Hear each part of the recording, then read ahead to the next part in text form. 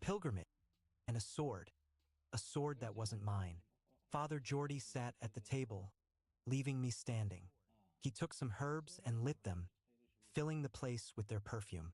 More and more, the situation reminded me of my encounter with Madame Lourdes. "First, I want to tell you something," said Father Geordie.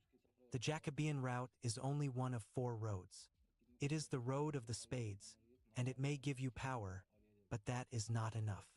What are the other 3? You know at least 2 others, the road to Jerusalem, which is the road of the hearts or of the Grail, and which endows you with the ability to perform miracles, and the road to Rome, which is the road of the clubs. It allows you to communicate with other worlds. So what's missing is the road of the diamonds to complete the 4 suits of the deck," I joked. And the father laughed. "Exactly. That's the secret road. If you take it someday, you won't be helped by anybody. For now, let us leave that one aside. Where are your scallop shells?" I opened my knapsack and took out the shells on which stood the image of Our Lady of the Visitation. He put the figure on the table. He held his hands over it and began to concentrate. He told me to do the same. The perfume in the air was growing stronger.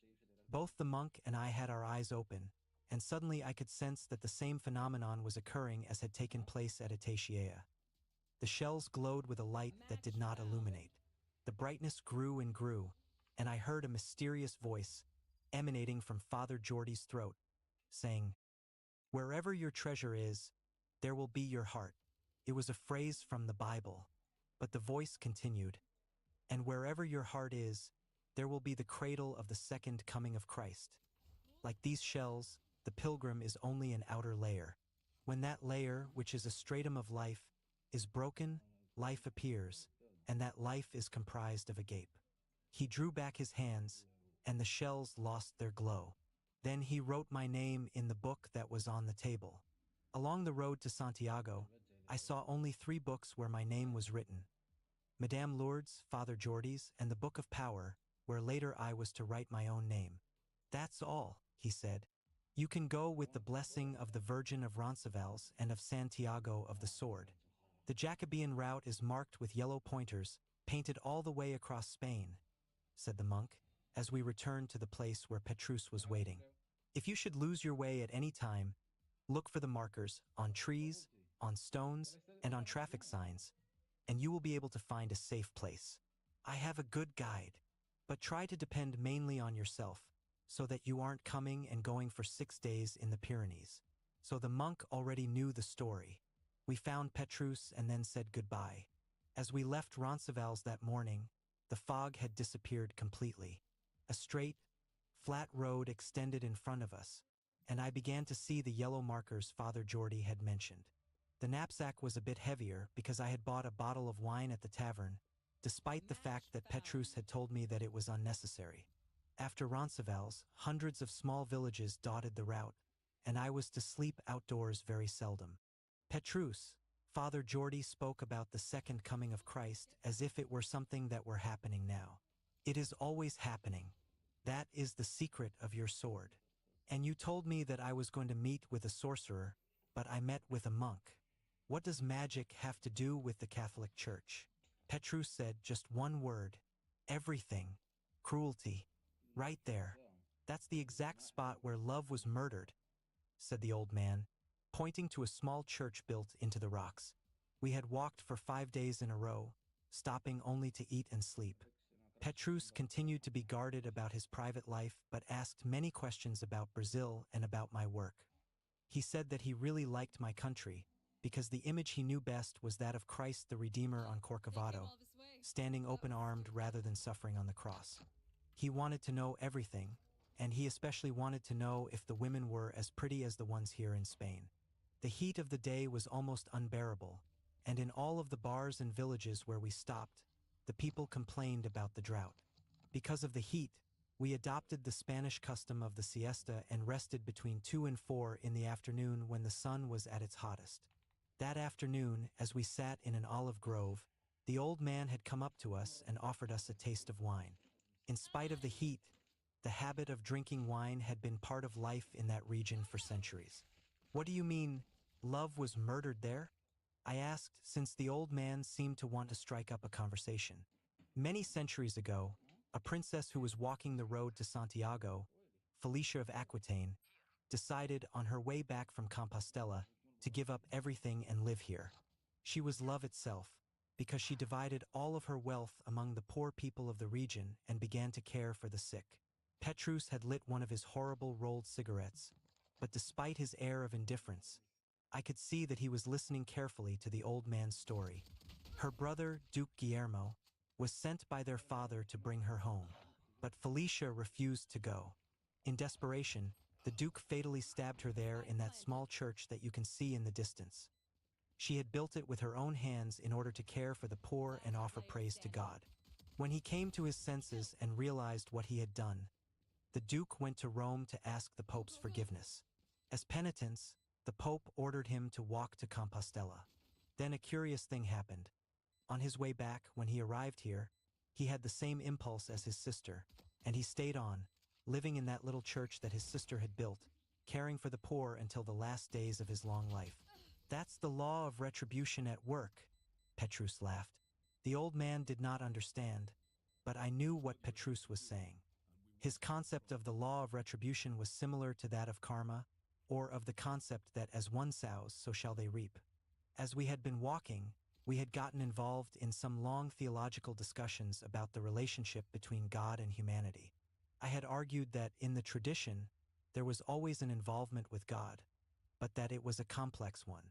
The path to God, for me, was quite different from the one we were following on the road to Santiago, with its priests who were sorcerers, its gypsies who were devils, and its saints who performed miracles. All of these things seemed to me to be primitive and too much connected with Christianity. They lacked the fascination, the elegance, and the ecstasy that the rituals of the tradition evoked in me. Petrus, on the other hand, argued that the guiding concept along the road to Santiago was its simplicity, that the road was one along which any person could walk, that its significance could be understood by even the least sophisticated person, and that, in fact, only such a road as that could lead to God. So Petrus thought my relationship to God was based too much on concept, on intellect, and on reasoning. I felt that his was too simplistic and intuitive. You believe that God exists, and so do I, Petrus had said at one point. So God exists for both of us. But if someone doesn't believe in him, that doesn't mean God ceases to exist. Nor does it mean that the non-believer is wrong. Does that mean that the existence of God depends on a person's desire and power? I had a friend once who was drunk all the time but who said 3 Hail Marys every night. His mother had conditioned him to do so ever since he was a child. Even when he came home helplessly drunk, and even though he did not believe in God, my friend always said his 3 Hail Marys. After he died, I was at a ritual of the tradition, and I asked the spirit of the ancients where my friend was. The spirit answered that he was fine and that he was surrounded by light. Without ever having had the faith during his life, the 3 prayers he had said ritualistically every day had brought him salvation. God was manifest in the caves and in the thunderstorms of prehistory. After people began to see God's hand in the caves and thunderstorms, they began to see him in the animals and in special places in the forest. During certain difficult times, God existed only in the catacombs of the great cities. But through all of time, he never ceased to live in the human heart in the form of love. In recent times, some thought that God was merely a concept, subject to scientific proof. But at this point, history has been reversed, or rather is starting all over again. Faith and love have resumed their importance. When Father Jordi cited that quotation from Jesus, saying that wherever your treasure is, there also would your heart be, he was referring to the importance of love and good works. Wherever it is that you want to see the face of God, there you will see it. And if you don't want to see it, that doesn't matter so long as you are performing good works. When Felicia of Aquitaine built her small church and began to help the poor, she forgot about the God of the Vatican. She became God's manifestation by becoming wiser and by living a simpler life, in other words, through love. It is in that respect that the old man was absolutely right in saying that love had been murdered. Now Petrus said, the law of retribution was operating when Felicia's brother felt forced to continue the good works he had interrupted. Anything is permissible but the interruption of a manifestation of love.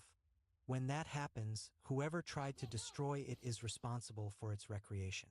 I explained that in my country, the law of return said that people's deformities and diseases were punishments for mistakes committed in previous incarnations.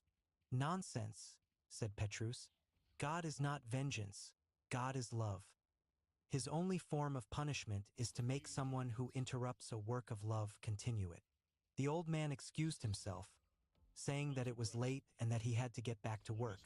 Petrus thought it was a good time for us to get up, too, and get back on the road. Let's forget all of our discussion about God, he said, as we made our way through the olive trees. God is in everything around us. He has to be felt and lived. And here I am trying to transform him into a problem in logic so that you can understand him. Keep doing the exercise of walking slowly, and you will learn more and more about his presence. 2 days later, we had to climb a mountain called the Peak of Forgiveness. The climb took several hours, and at the top, I was shocked to find a group of tourists sunbathing and drinking beer. Their car radios blasted music at top volume. They had driven up a nearby road to get to the top of the mountain. That's the way it is, said Petrus. Did you expect that you were going to find one of El Cid's warriors up here, watching for the next Moorish attack? As we descended, I performed the speed exercise for the last time. Before us was another immense plain with sparse vegetation burned by the drought. It was bordered by blue mountains. There were almost no trees, only the rocky ground and some cactus. At the end of the exercise, Petrus asked me about my work, and it was only then that I realized that I hadn't thought about it for some time. My worries about business and about the things I had left undone had practically disappeared. Now I thought of these things only at night, and even then I didn't give them much importance. I was happy to be there, walking the road to Santiago. I told Petrus how I was feeling, and he joked, "Any time now you are going to do the same thing as Felicia of Aquitaine." Then he stopped and asked me to put my knapsack on the ground. "Look around you and choose some point to fixate on," he said. I chose the cross on a church that I could see in the distance. Keep your eyes fixed on that point, and try to concentrate only on what I am going to tell you. Even if you feel something different, don't become distracted. Do as I am telling you. I stood there, relaxed, with my eyes fixed on the cross, as Petrus took a position behind me and pressed a finger into the base of my neck. The road you are traveling is the road of power, and only the exercises having to do with power will be taught to you.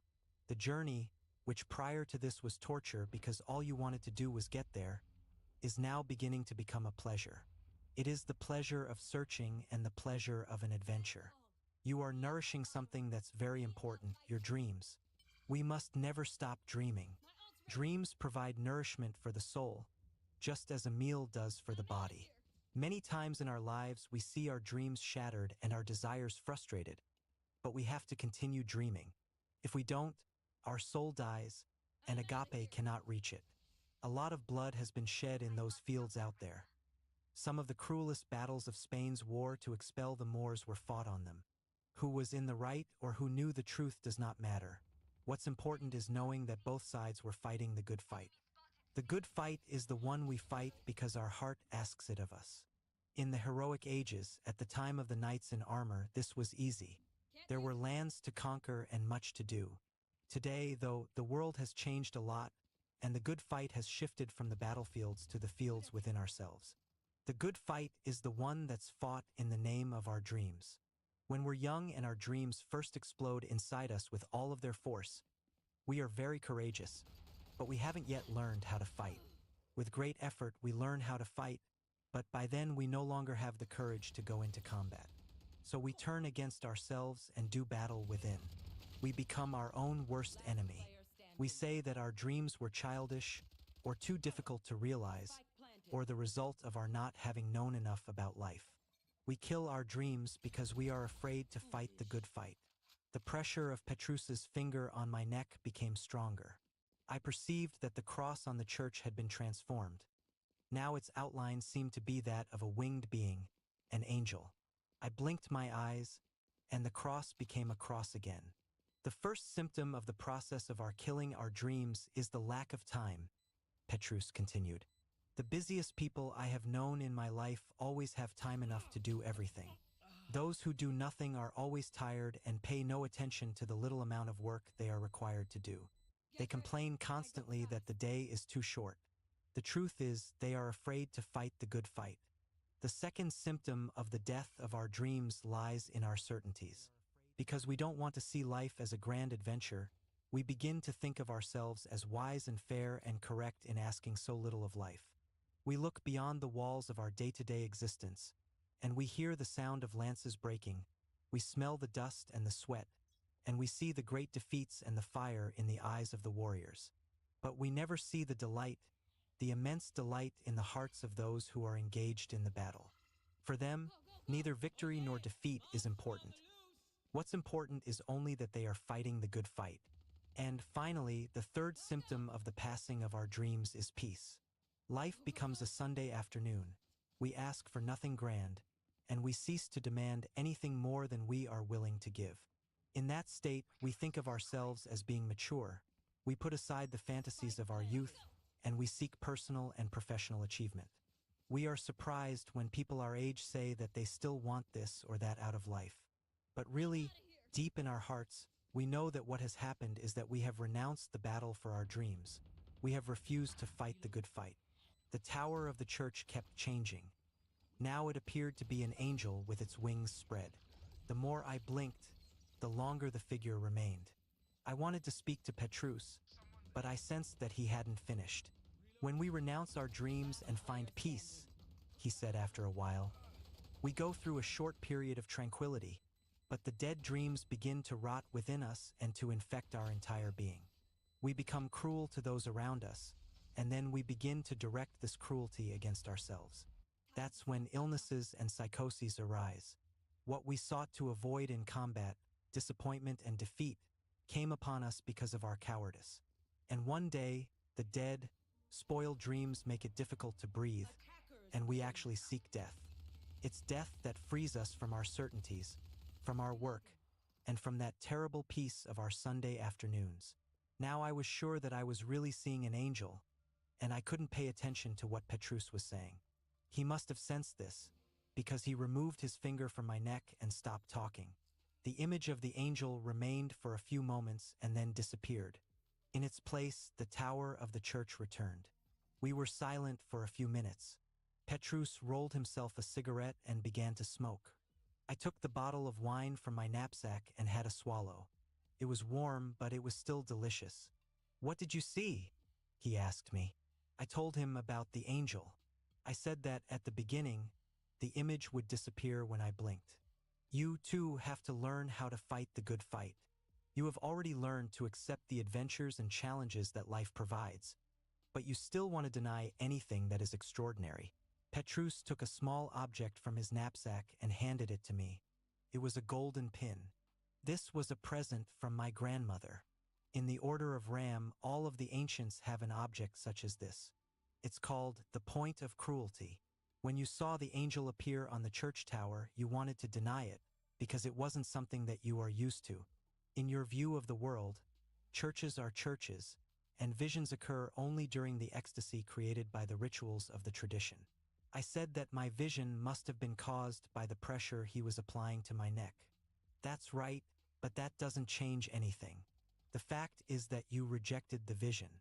Felicia of Aquitaine must have seen something similar, and she bet her entire life on what she saw. And the result of her having done that transformed her work into a work of love. The same thing probably happened to her brother. And the same thing happens to everyone every day. We always know which is the best road to follow, but we follow only the road that we have become accustomed to. Petrus began to walk again, and I followed along. The rays of the sun made the pin in my hand glisten. The only way we can rescue our dreams is by being generous with ourselves. Any attempt to inflict self-punishment, no matter how subtle it may be, should be dealt with rigorously. In order to know when we are being cruel to ourselves, we have to transform any attempt at causing spiritual pain, such as guilt, remorse, indecision, and cowardice, into physical pain. By transforming a spiritual pain into a physical one, we can learn what harm it can cause us. And then Petrus taught me the cruelty exercise. The cruelty exercise. Every time a thought comes to mind that makes you feel bad about yourself, jealousy, self-pity, envy, hatred, and so on. Do the following. Dig the nail of your index finger into the cuticle of the thumb of the same hand until it becomes quite painful. Concentrate on the pain.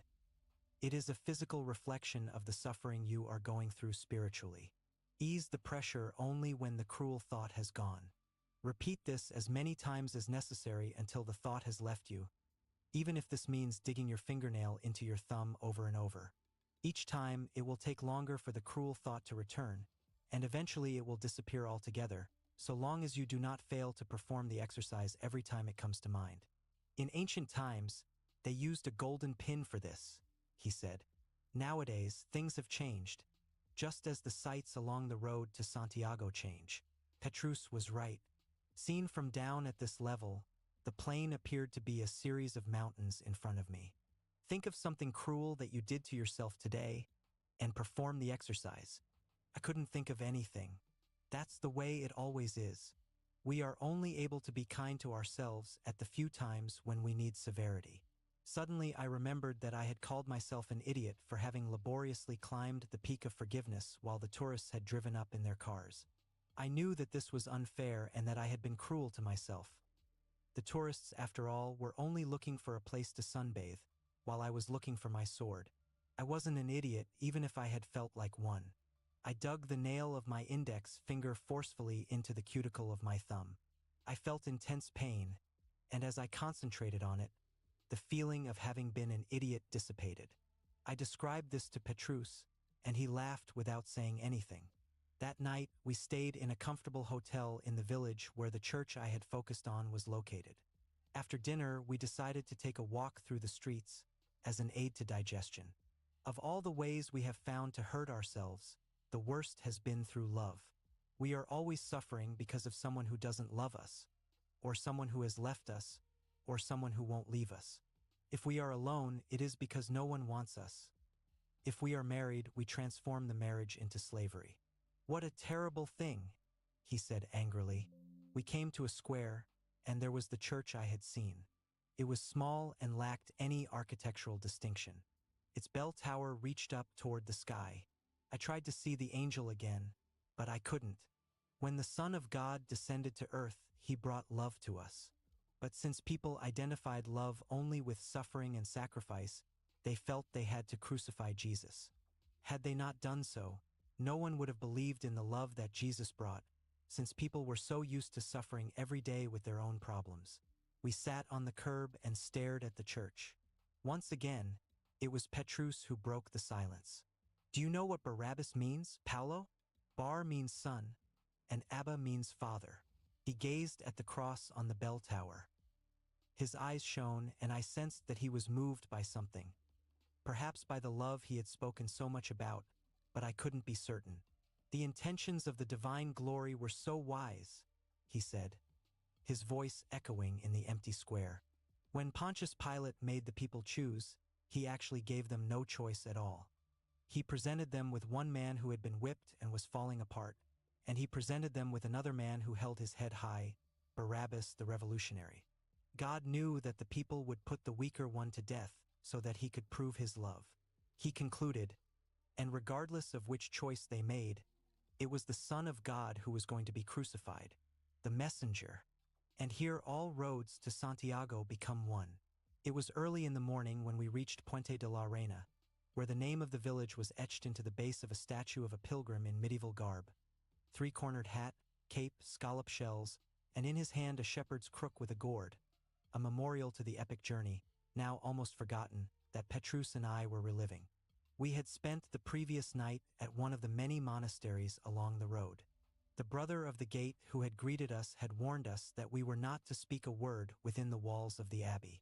A young monk had led each of us to an alcove, furnished only with the bare necessities: a hard bed, old but clean sheets, a pitcher of water, and a basin for personal hygiene.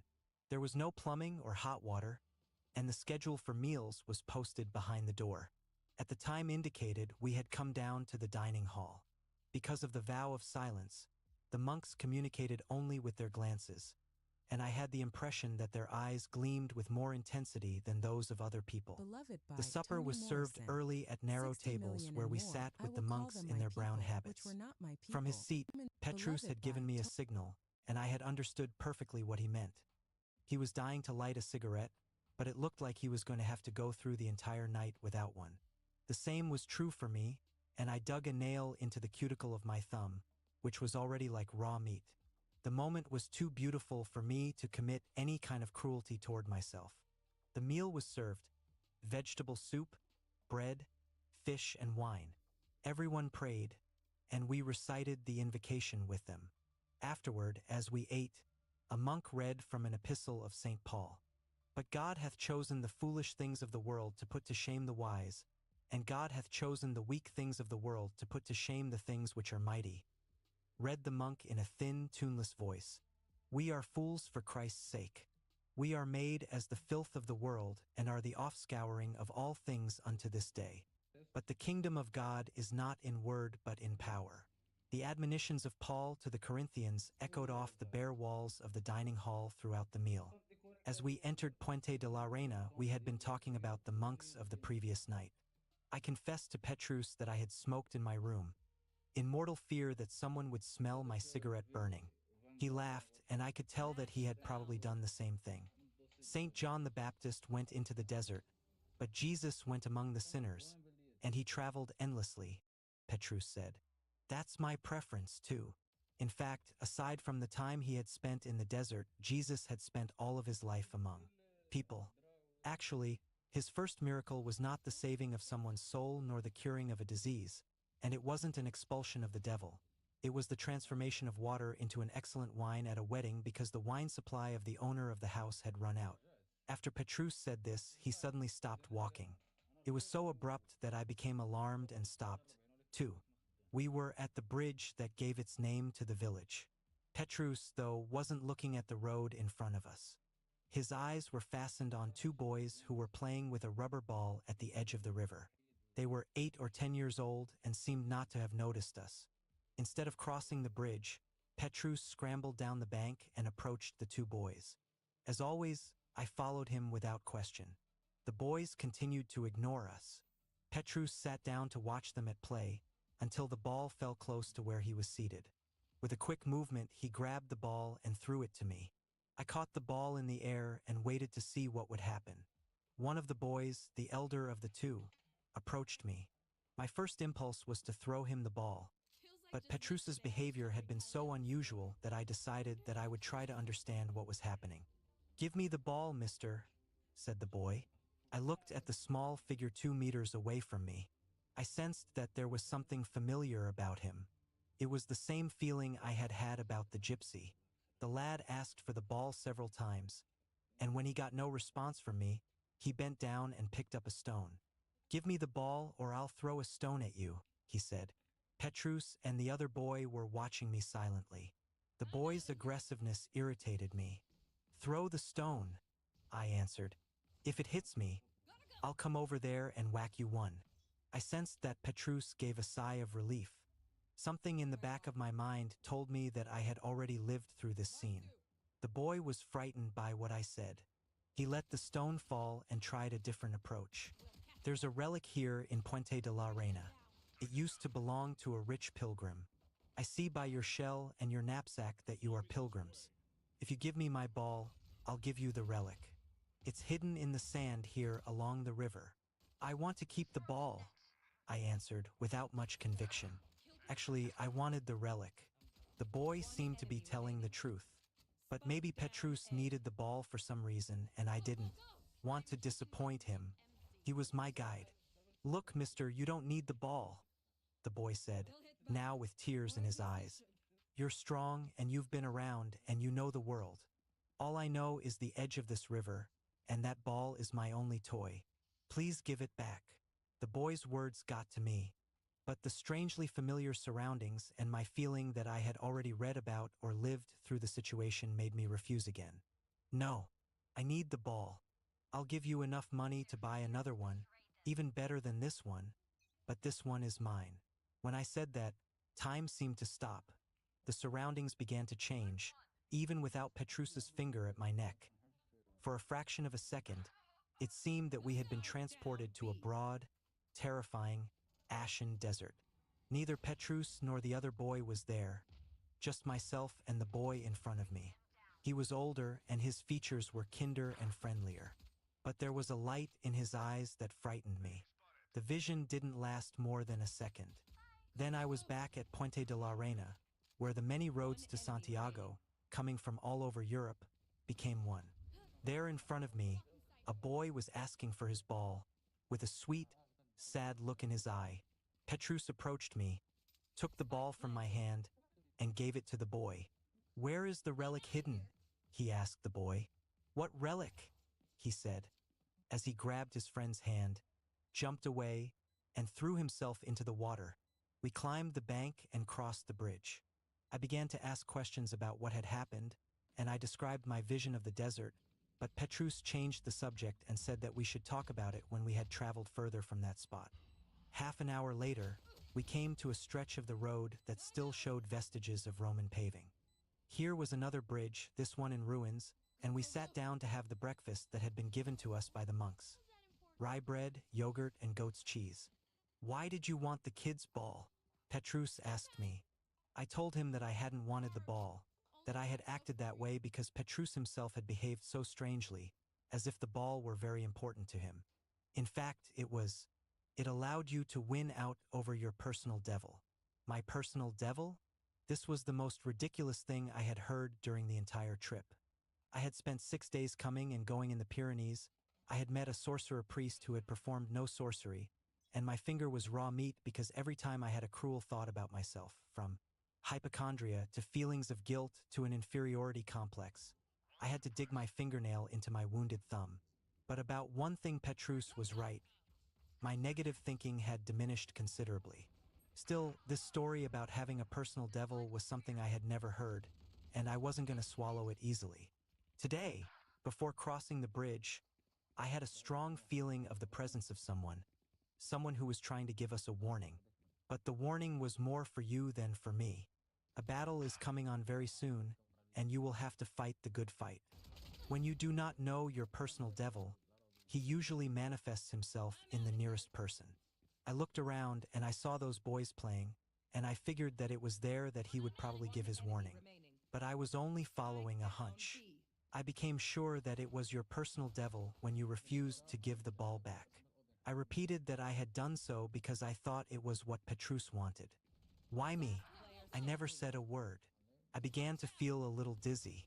Maybe it was the food, which I was devouring voraciously after almost an hour of walking and feeling hungry. Still, I could not escape the feeling that the boy had seemed familiar. Your personal devil tried 3 classical approaches: a threat, a promise, and an attack on your weak side. Congratulations. You resisted bravely. Now I remembered that Petrus had asked the boy about the relic.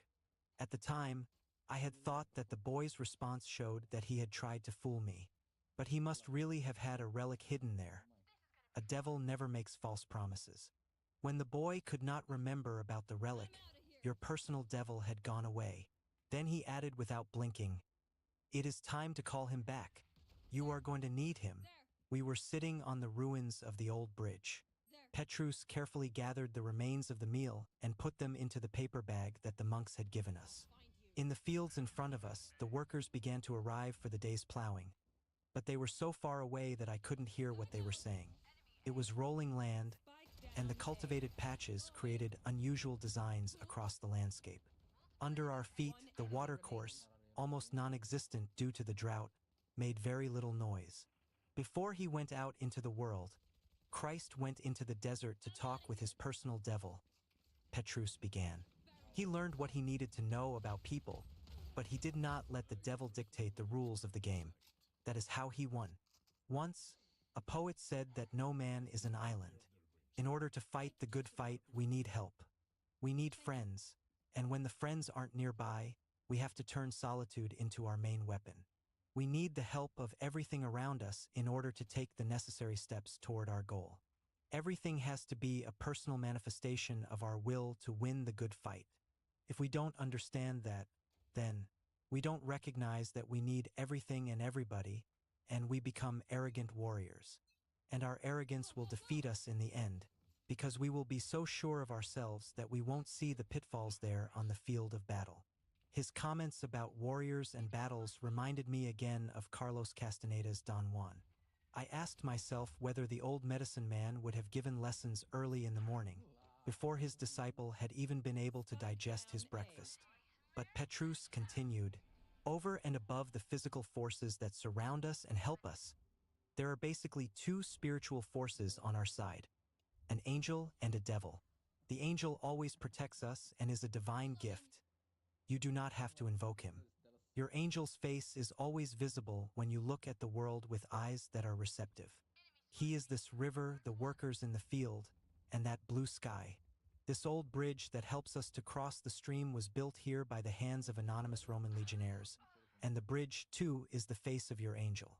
Our grandparents called him the guardian angel. The devil is an angel, too, but he is a free, rebellious force. In antiquity, he was represented by Mercury and by Hermes Trismegistus, the messenger of the gods. His arena is only on the material plane. He is present in the gold of the church because the gold comes from the earth, and the earth is your devil. He is present in our work and in our ways of dealing with money. When we let him loose, his tendency is to disperse himself. When we exorcise him, we lose all of the good things that he has to teach us. He knows a great deal about the world and about human beings. When we become fascinated by his power, he owns us and keeps us from fighting the good fight. So the only way to deal with our messenger is to accept him as a friend, by listening to his advice and asking for his help when necessary, but never allowing him to dictate the rules of the game. Like you did with the boy. To keep the messenger from dictating the rules of the game, it is necessary first that you know what you want and then that you know his face and his name. How can I know them? I asked. And then Petrus taught me the messenger ritual. Wait until night to perform it when it is easier, Petrus said. Today, at your first meeting, he will tell you his name. This name is secret and should never be told to anyone, not even me. Whoever knows the name of your messenger can destroy you. Petrus got up and we began to walk. Shortly, we reached the field where the farmers were working. We said Buenos dias to them and went on down the road. If I had to use a metaphor, I would say that your angel is your armor, and your messenger is your sword. Armor protects you under any set of circumstances, but a sword can fall to the ground in the midst of a battle, or it can kill a friend, or be turned against its owner. A sword can be used for almost anything, except as something to sit on, he said, laughing. We stopped in a town for lunch, and the young waiter who served us was clearly in a bad mood. He didn't answer any of our questions, he served the meal sloppily, and he even succeeded in spilling coffee on Petrus's shorts. I watched my guide go through a transformation. Furious, he went to find the owner and complained loudly about the waiter's rudeness. He wound up going to the men's room and taking off his shorts. The owner cleaned them and spread them out to dry. As we waited for the 2 o'clock sun to dry Petrus's shorts, I was thinking about everything we had talked about that morning. It was true that most of what Petrus had said about the boy by the river made sense. After all, I had had a vision of the desert and of a face. But that story about the messenger seemed a little primitive to me. For a person with any intelligence here in the 20th century, the concepts of hell, of sin, and of the devil did not make much sense. In the tradition, whose teachings I had followed for much longer than I had followed the road to Santiago, the messenger was a spirit that ruled the forces of the earth and was always a friend. He was often used in magical operations, but never as an ally or counselor with regard to daily events. Petrus had led me to believe that I could use the friendship of the messenger as a means to improve my work and my dealings with the world. Beside being profane, this idea seemed to me to be childish. The messenger ritual. 1.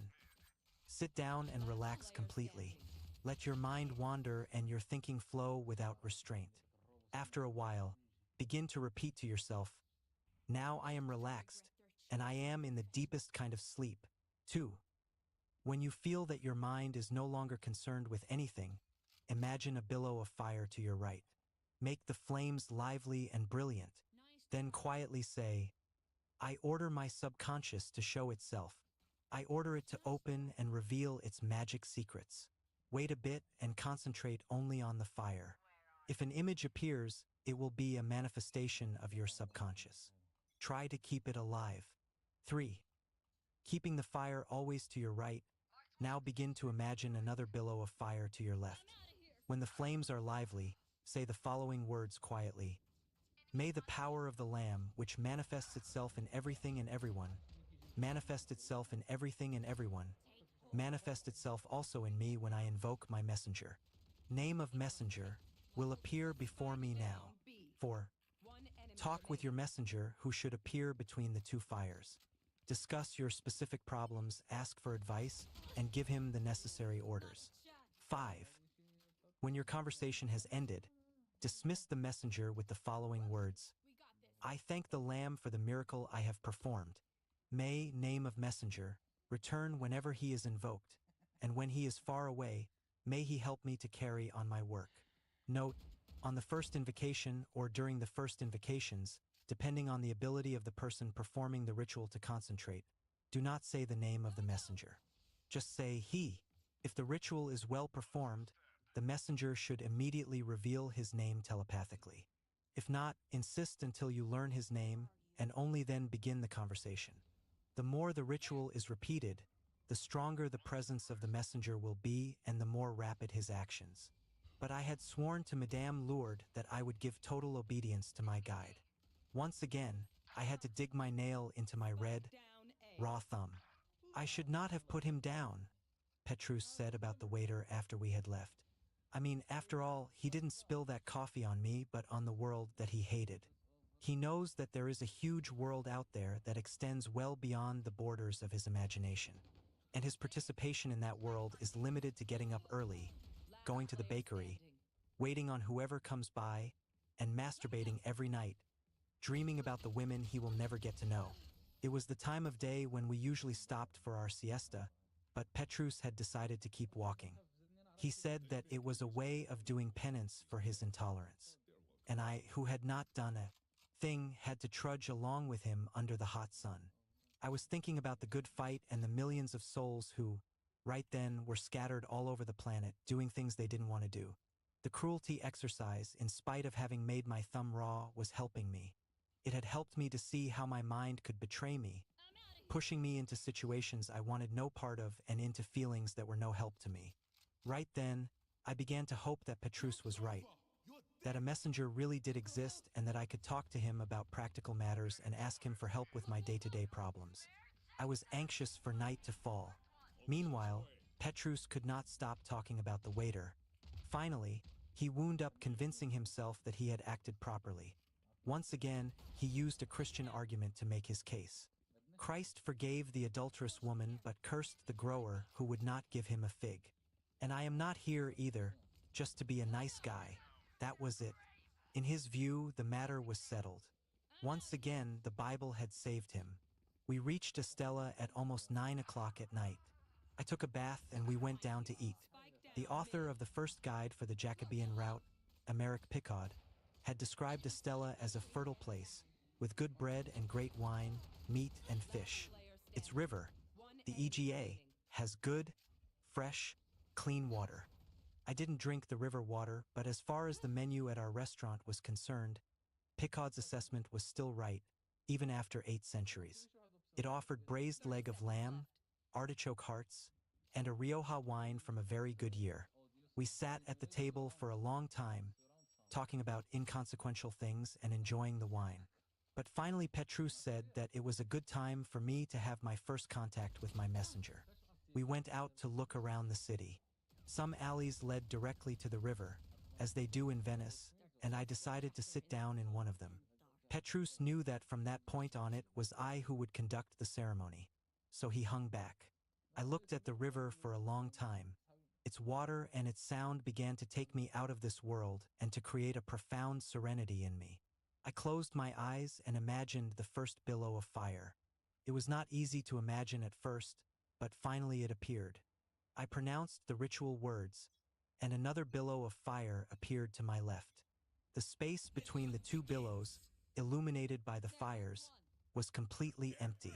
I kept looking at that space for a while, trying not to think, so that the messenger would manifest himself. But instead of his appearing, various exotic scenes began to appear. The entrance to a pyramid, a woman dressed in pure gold, some black men dancing around a fire. The images came and went in rapid succession, and I let them flow uncontrolled. There also appeared some stretches of the road that I had traversed with Petrus. Byways, restaurants, forests, until, with no warning, the ashen desert that I had seen that morning appeared between the two fires. And there, looking at me, was the friendly man with the traitorous look in his eyes. He laughed, and I smiled in my trance. He showed me a closed bag, then opened it and looked inside, but in such a way that I could not see into it. Then a name came to my mind, a strain. I began to envision the name and make it dance between the two fires, and the messenger gave a nod of approval. I had learned his name. It was time to end the exercise. I said the ritual words and extinguished the fires, first on the left and then on the right. I opened my eyes, and there was the river Ega in front of me. It was much less difficult than I had imagined, I said to Petrus, after I had told him about everything that had occurred between the two fires. This was your first contact, a meeting to establish mutual recognition and mutual friendship. Your conversations with the messenger will be productive if you invoke him every day and discuss your problems with him. But you have to know how to distinguish between what is real assistance and what is a trap. Keep your sword ready every time you meet with him. But I don't have my sword yet, I answered. Right, so he can't cause you much damage. But even so, don't make it easy for him. The ritual having ended, I left Petrus and went back to the hotel. In bed, I thought about the poor young waiter who had served us lunch. I felt like going back there and teaching him the messenger ritual, telling him that he could change everything if he wanted to. But it was useless to try to save the world. I hadn't even been able to save myself yet. Love. Talking with your messenger doesn't mean asking questions about the world of the spirits, Petrus said the next day. The messenger performs only one function for you. He helps you with regard to the material world. And he will give you this help only if you know exactly what it is that you want. We had stopped in a town to have something to drink. Petrus had ordered a beer, and I asked for a soft drink. My fingers made abstract designs in the water on the table, and I was worried.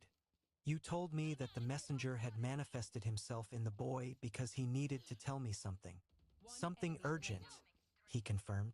We talked some more about messengers, angels, and devils. It was difficult for me to accept such a practical application of the mysteries of the tradition. Petrus said that we are always seeking some kind of reward, but I reminded him that Jesus had said that the rich man would not enter into the kingdom of heaven. But Jesus rewarded the man who knew how to make his master more adept. People did not believe in Jesus just because he was an outstanding orator. He had to perform miracles and reward those who followed him. No one is going to blaspheme Jesus in my bar, said the owner, who had been listening to our conversation. No one is blaspheming Jesus, Petrus answered. People speak poorly of Jesus when they commit the sin of taking his name in vain, like all of you did out there in the plaza. The owner hesitated for a moment, but then he answered, I had nothing to do with that.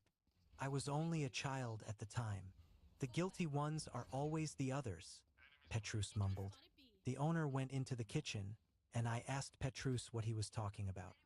50 years ago, in this 20th century of ours, a gypsy was burned at the stake out there in the plaza.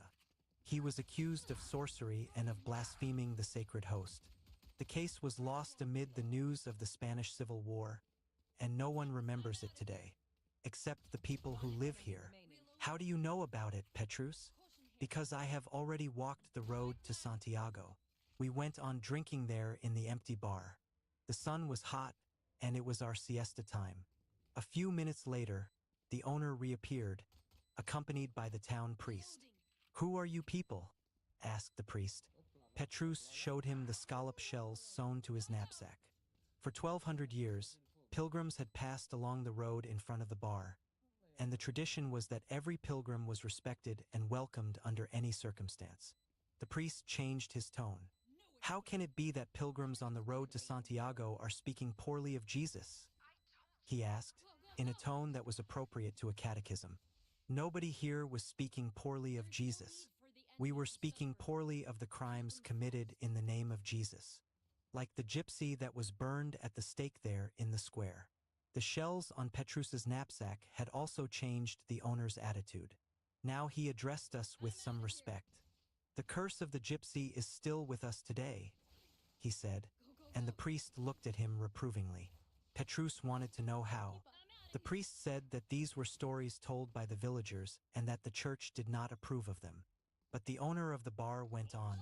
Before the gypsy died, he said that the youngest child in the village was going to receive and incorporate his devils, and that when that child became old and died, the devils would pass on to another child, and so on, for all the centuries to come.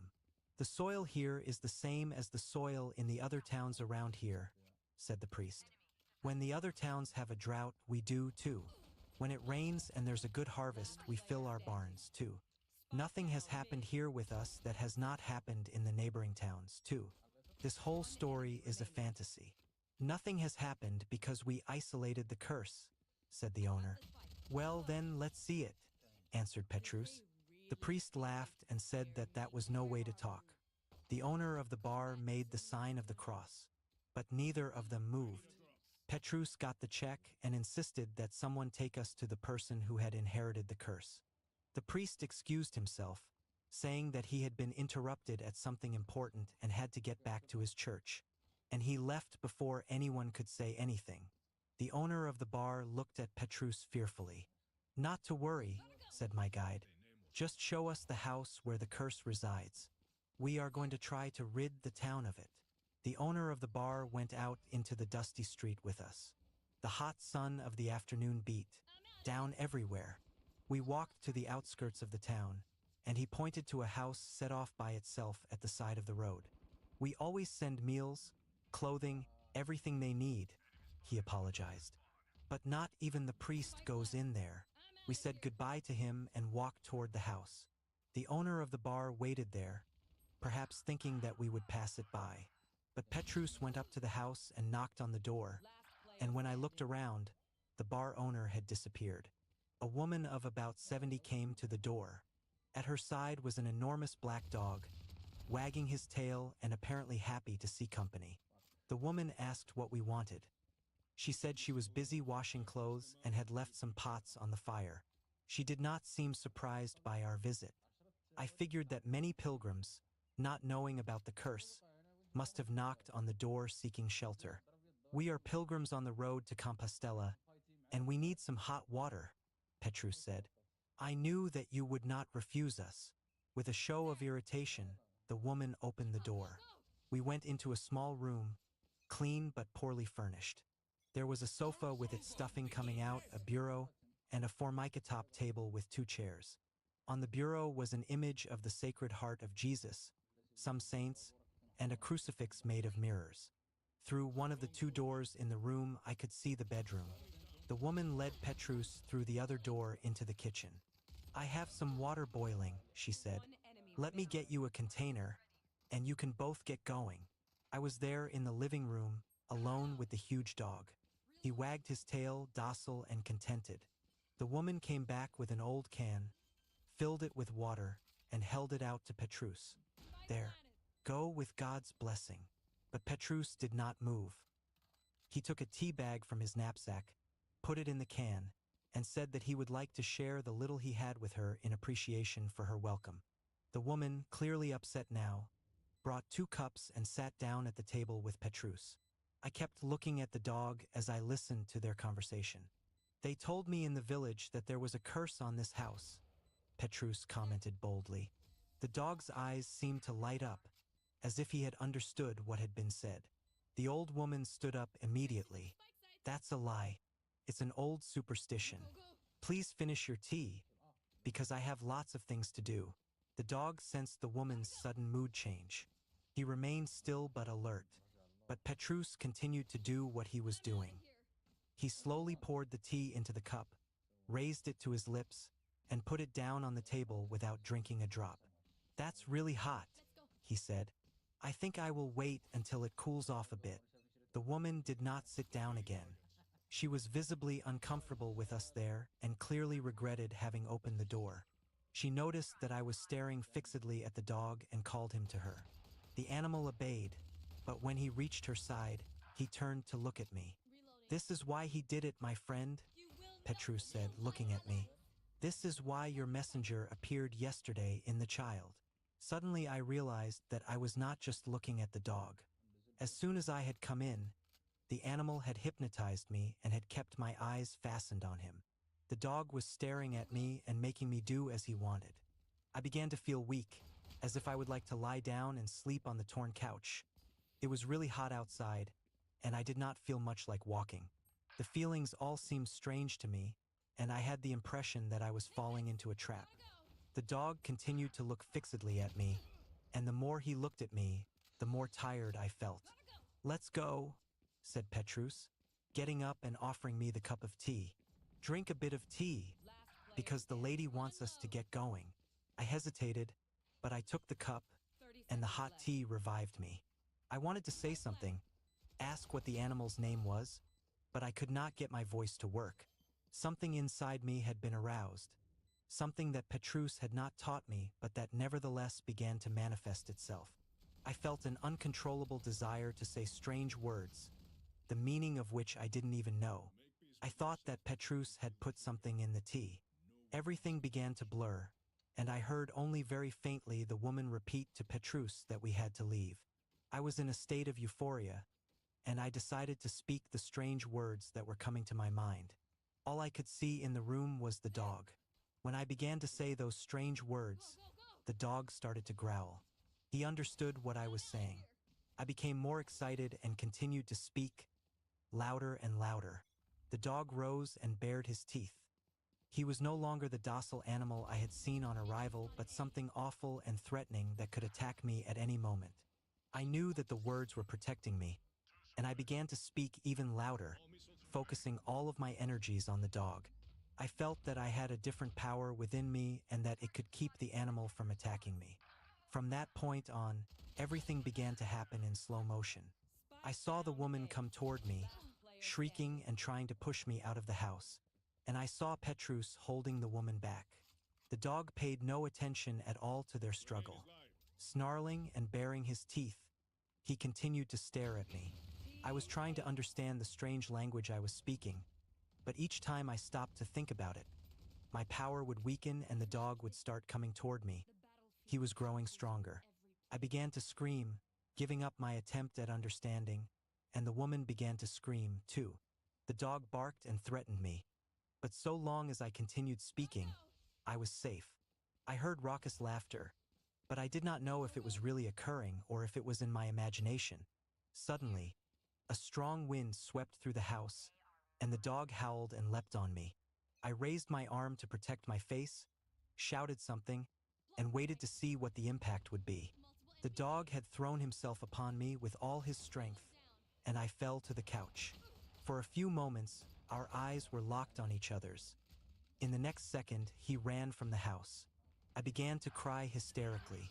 I thought of my family, my wife, and my friends.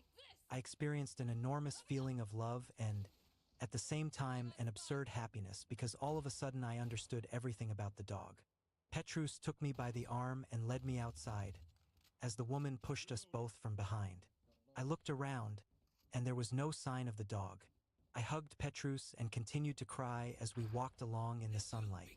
The next part of the journey is a blank.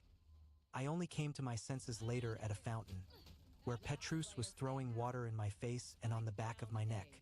I asked for some to drink, and he said that if I drank anything then, I would vomit. I was a little nauseated, but I felt good. An immense love for everything and everybody had invaded my being.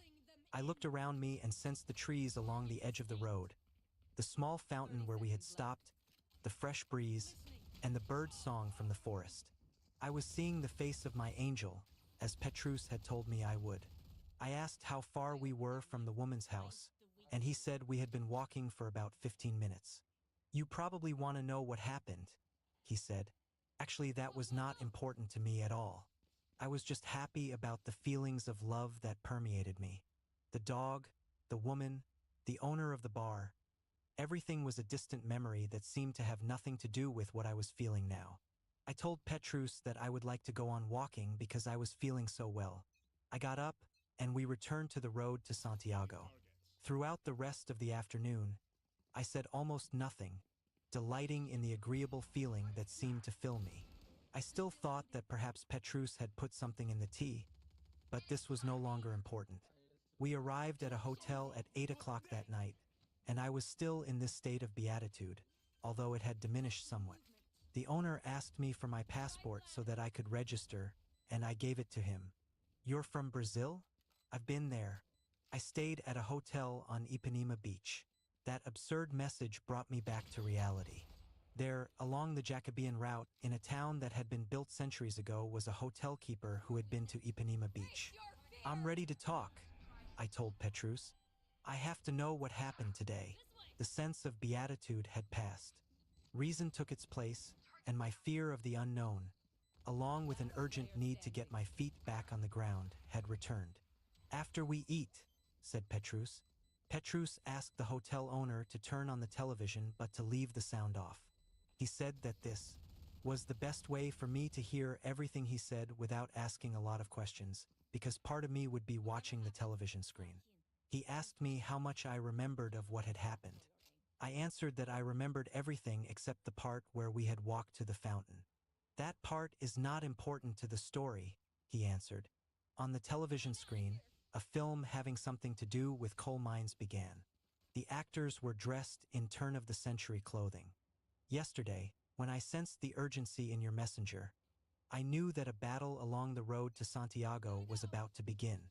You are here to find your sword and learn the ram practices. But every time a guide leads a pilgrim, there is at least one situation that goes beyond the control of both of them. It represents a kind of practical test of what is being taught. In your case, this was the encounter with the dog. The details of the battle and the explanation for the many devils that can be present in an animal I will explain later. What is important now is that you understand that the woman was already used to the curse.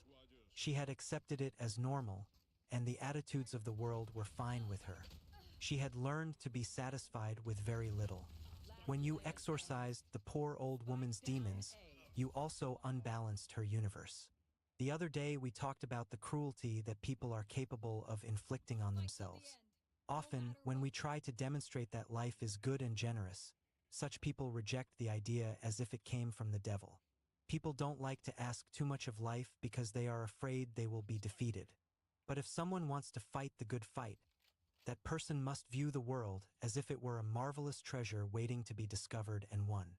Petrus asked me if I knew what I was doing there on the road to Santiago. "I am searching for my sword," I answered. "And what do you want your sword for?" "I want it because it will bring me the power and the wisdom of the tradition." I felt that he was not too happy with my response. But he continued, "You are here, searching for a reward. You are daring to dream, and you are doing everything possible to make your dream come true. You need to have a better idea of what it is that you are going to do with your sword. This has to be clearer to you before we can find it. But there is one thing in your favor: you are looking for a reward. You are walking the road to Santiago only because you want to be rewarded for your effort. I have noticed that you have applied everything I have taught you. You have been looking for a practical outcome. That is very positive. The only thing missing is your learning how to combine the RAM practices with your own intuition. The language of your heart is what is going to determine the best way to find and use your sword. If you can't bring the two together, the exercises and the RAM practices will become simply a part of the useless wisdom of the tradition. Petrus had told me this before in a different way, and although I agreed with him, it wasn't what I wanted to hear about. There were two aspects of the experience that I could not understand: the strange language I had spoken and my feeling of love and happiness after having evicted the dog. The sensation of happiness occurred because your action was suffused with agape. You talk a lot about agape, but you haven't really explained to me what it is. I have a feeling we are dealing with something that relates to a higher form of love. That's exactly right. In a little while, the time will come for you to experience that intense love, the love that consumes the one who loves. Meanwhile, be happy knowing that this love has manifested itself freely in you. I have had this sensation before, but it was brief, and it was different somehow. It always happened after a professional triumph, a win, or when I felt that Lady Luck was being generous with me. But when the feeling arose, I always pulled back. I felt frightened of experiencing it too intensely, as if the happiness could cause envy in others or as if I were unworthy of it. All of us, before we learn about agape, act that way, he said, with his gaze on the television screen. I asked him about the strange language I had spoken. That was a surprise to me. That is not a practice of the road to Santiago. It is a divine grace, and it is one of the RAM practices for the road to Rome. I had already heard some things about the divine graces, but I asked Petrus to explain them to me. They are gifts from the Holy Ghost that manifest themselves in people. There are a number of different kinds: the gift of curing, the gift of miracles, the gift of prophecy, among others. You experienced the gift of tongues, which is what the apostles experienced at Pentecost. The gift of tongues is related to direct communication with the Holy Ghost. It is used in powerful oratory, in exorcisms, as was your case, and in wisdom. Your days on the road and the RAM practices not only led to the danger that the dog represented for you, but also by chance gave rise to the gift of tongues. It won't happen again, unless you find your sword and decide to walk the road to Rome. In any case, it was a good omen. I watched the silent television screen. The story of the coal mines had been transformed into a succession of men and women talking and arguing. Every so often, an actor and an actress would kiss. One other thing, said Petrus. It may be that you are going to meet up with that dog again. Next time, don't try to invoke the gift of tongues, because it won't come back. Trust in what your intuition is going to tell you. I am going to teach you another RAM practice that will enhance your intuition. With it, you will begin to learn the secret language of your mind, and that language will be very useful to you for the rest of your life.